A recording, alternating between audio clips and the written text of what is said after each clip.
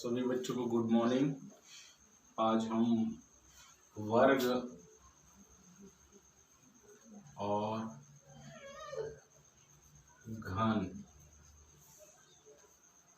इस पाठ से संबंधित आगे की पढ़ाई करेंगे। वर्ग और घन संख्या के बारे में पिछले वीडियो में बताया गया था। आप लोग ध्यान दिए होंगे, किसी भी संख्या का उसी संख्या से गुणा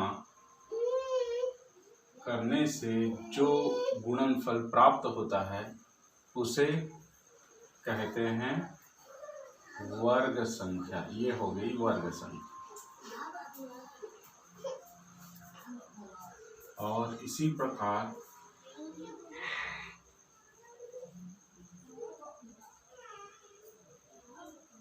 चार एक संख्या लिए हैं, 4 गुणा 4 गुणा 4। एक मान वाली समान संख्या को अगर 3 बार हम गुणा करते हैं तो 4 चौक 16, 16 चौक 64। इस प्रकार से ये 64 एक घन संख्या है। ध्यान देंगे सभी बच्चे।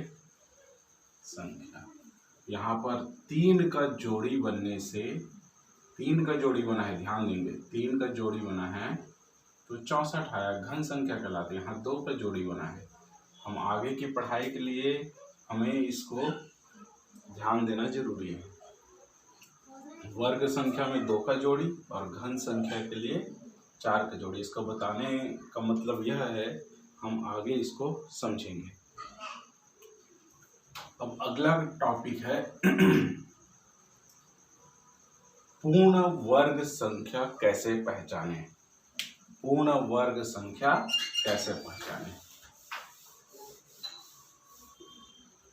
तो एग्जाम्पल लेते हैं। इसका विधि है अभाज्य गुणनखंड विधि।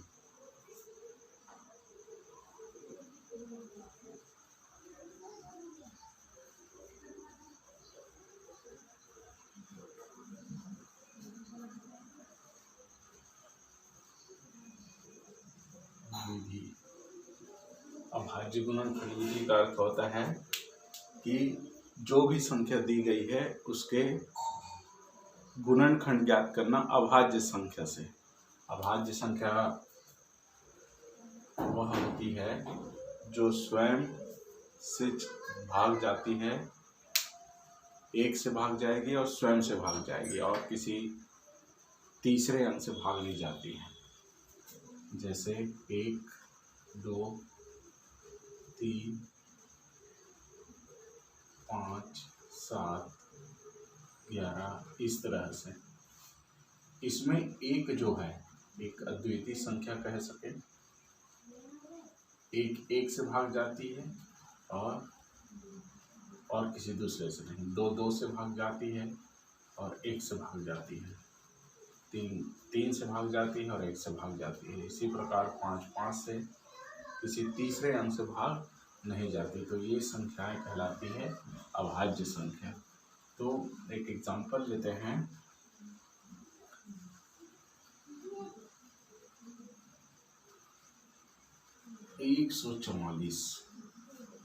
ये 144 जो है पूर्ण वर्ग संख्या है कि नहीं। 9 जैसे मतलब इसके गुणनखंड में 2 का जोड़ी बन रहा है कि नहीं, ये चेक करना है। तभी हम बता पाएंगे कि ये पूर्ण वर्ग संख्या है कि वर्ग संख्या। क्या करना है, ज्ञात करना है।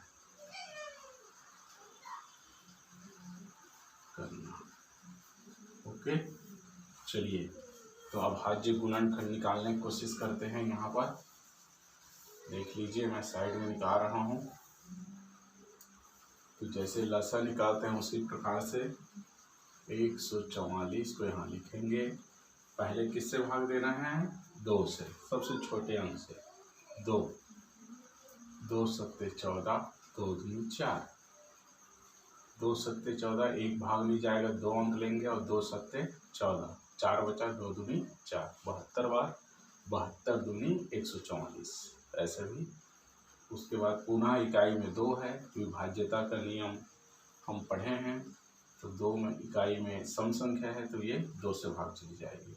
2 तिया 6, 6 कहने से 7 में 6 घटाएंगे तो 1 बचेगा, तो यहाँ 1 बचा हुआ है, 1 और 2 12, यहाँ 1 बचा हुआ है, 1 और 2 12, और 2 छक्के 12, 36 दूनी 72, आप जानते हैं। और आगे बढ़ें, फिर 2 से जाएगी, 2 एकम 2, 1 बचा है, अब 1 और 6 16, और 2 अट्ठे 16, 18 दूनी 36, करेक्ट। हम लोग चेक करते जा रहे हैं हमारा जो भाग की प्रक्रिया है वो ठीक है कि नहीं। 2 नियम 18, अब जान गया। अब ये 2 से जाएगी क्या 9? नहीं जाएगी, तो 2 से काम हो गया। अगला बढ़ें 3 से, तो 3 तरीके 9, और 3 किससे जाएगी? पुनः 3 से देंगे, 3 एक 3, और 1 आ जाने के बाद फिर इसके आगे भाग नहीं देना है, अंतिम है। तो 144 का अभाज्य गुणनखंड हुआ, देखें 2 गुणा 2 गुणा 2 गुणा 2 गुणा 2 गुणा 2 गुणा 2 गुणा 3 गुणा 3। हमको क्या करना है? वर्ग संख्या के लिए कितना जोड़ी बनाना पड़ता था? 2। तो आप 2 का जोड़ी बनाइए, ये 2 का जोड़ी, ये 2 का जोड़ी, ये 2 का जोड़ी, मतलब 144 के गुणनखंड निकालने से सभी संख्याओं का जोड़ी बन गए थे। 2 का जोड़ी 2 से, 2 का जोड़ी 2 से, 3 का जोड़ी 3 से। इसलिए जब ये जोड़ी बन जाता है तो इस संख्या को 144 को कहते हैं, क्या कहते हैं? पूर्ण वर्ग संख्या। अब ध्यान देंगे बच्चे, पूर्ण वर्ग संख्या। इसी प्रकार से आप अन्य संख्याओं का आप ज्ञात कर सकते हैं। ये अभाज्य गुणनखंड विधि कहलाता है। अभाज्य गुणनखंड विधि से पूर्ण वर्ग संख्या ज्ञात करना, कोई संख्या पूर्ण वर्ग संख्या है कि नहीं, ये अभाज्य गुणनखंड विधि से ज्ञात किया जा सकता है। इसी प्रकार और 252 हो गया, और आप और सरल से सरल लेना चाहें तो 3 अंकों में 164 इसका चेक कर सकते हैं, 81 81 का चेक कर सकते हैं। तो आप ये जरूर करें। होमवर्क इसमें लिख लीजिए आप, इसको मैं मिटाता हूँ और होमवर्क आपके लिए देता हूँ मैं। गृह कार्य,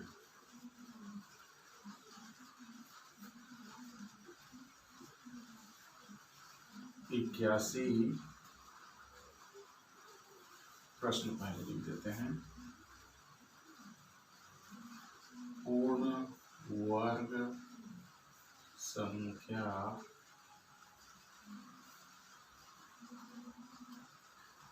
ज्ञात कीजिए।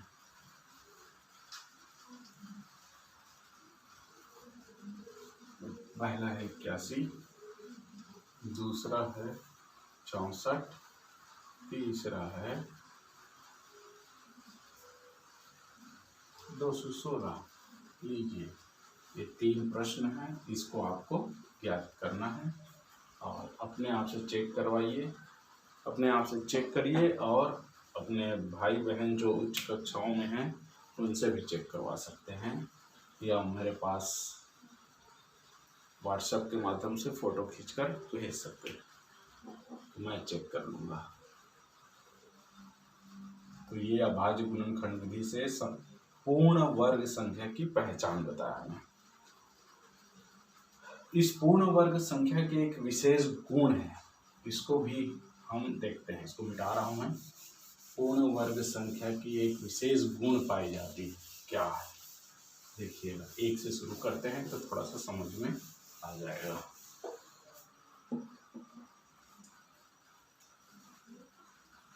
एक का गुणनखंड होगा 1 गुणा 1 बराबर 1। ये क्या संख्या है? विषम। और ये भी क्या है? विषम। ठीक है, अब इधर ले लेते हैं सम का, 2 का लेते हैं, 2 गुणा 2 बराबर 4, 2 गुना 2 बराबर 4। तो ये सम संख्या है, सम, और इसका वर्ग प्राप्त हुआ सम संख्या।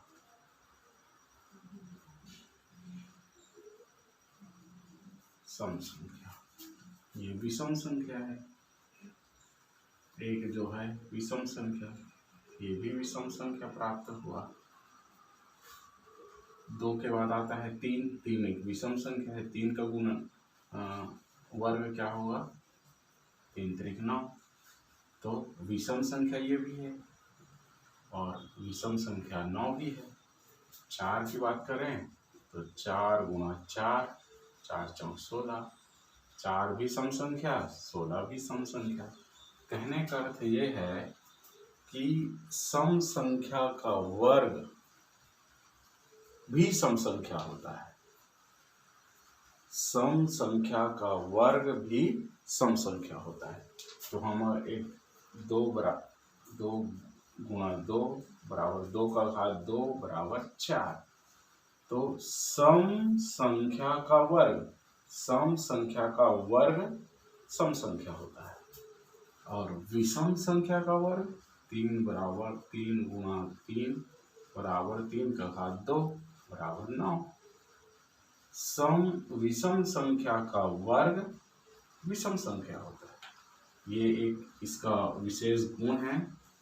और प्रश्न में अगर पूछा जाए कि किसी विषम संख्या का वर्ग क्या होगा, तो आप बता सकते हैं विषम संख्या होगा, और सम संख्या का वर्ग सम संख्या होगा। इसको आपको ध्यान रखना है। पुस्तक में देख सकते हैं आपकी मदद के लिए। और हम